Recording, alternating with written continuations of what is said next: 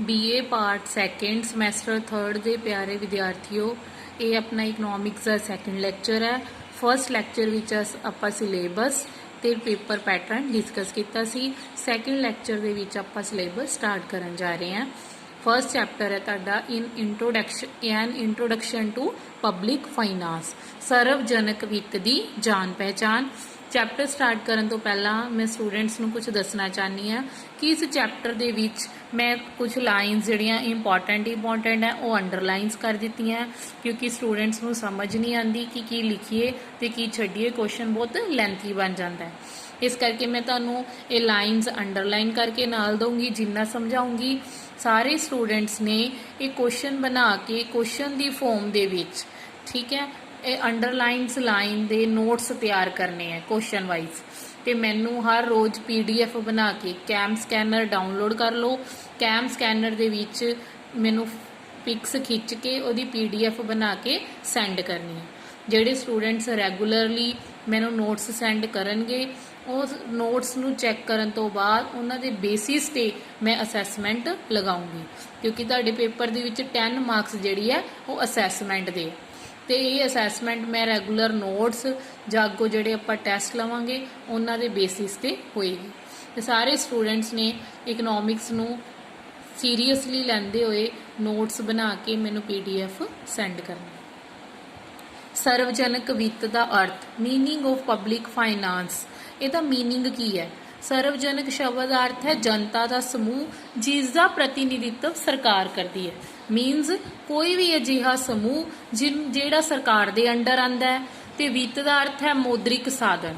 इस तरह जिहड़ा सार्वजनिक वित्त है, इसका अर्थ होया कि किसी भी सरकार दे आमदन अते खर्च नाल संबंधित साधन, ठीक है। सार्वजनिक वित्त की है किसी भी देश की सरकार दे वित्त संबंधी साधन, भाव की आमदन अते खर्च दे साधन। किसी भी सरकार की जो आमदन है, जो इनकम है अते जो वो खर्च करती है, उसकी स्टडी जो आप करांगे उन्होंने असीं कहांगे सार्वजनिक वित्त। हुण सरकार की आमदन कित्थों कित्थों हुंदी है, जिवें करां तो सरकार जिहड़े टैक्स लैंदी है, कर लगाउंदी है, ये की है सरकार की आमदन का सब तो वड्डा कारण।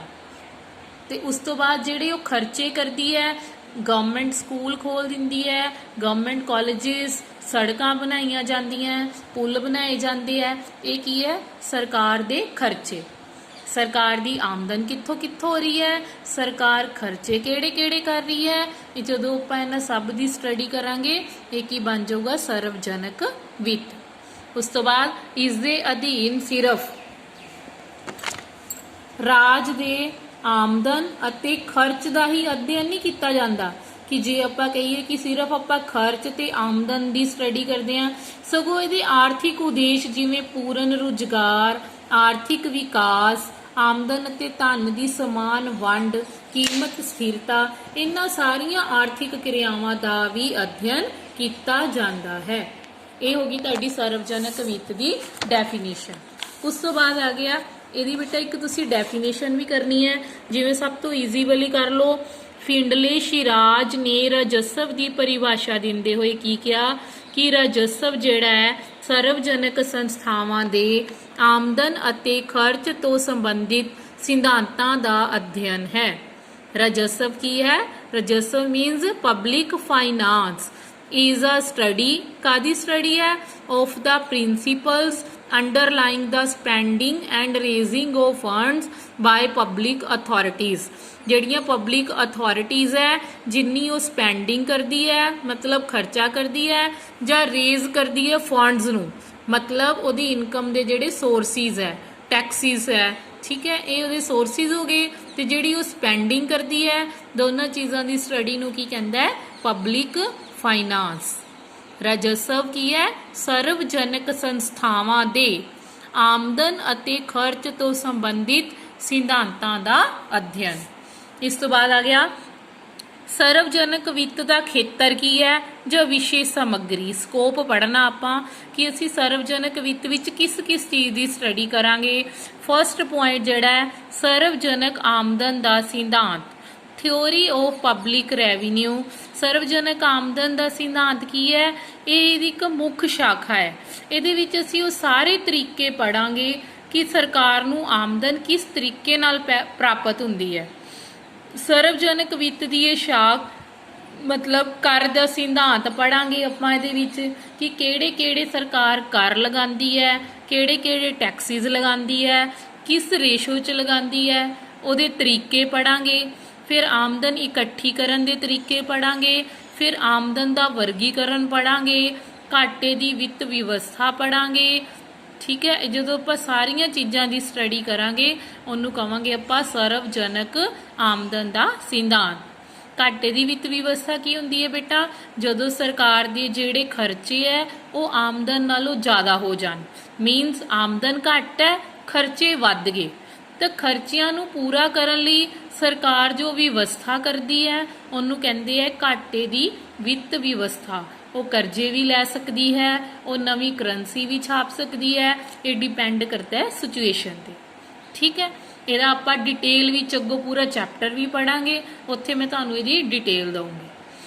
ਸੈਕਿੰਡ ਆ ਗਿਆ ਆਪਣੇ ਕੋਲ ਸਰਵਜਨਕ ਖਰਚ ਦਾ ਸਿਧਾਂਤ।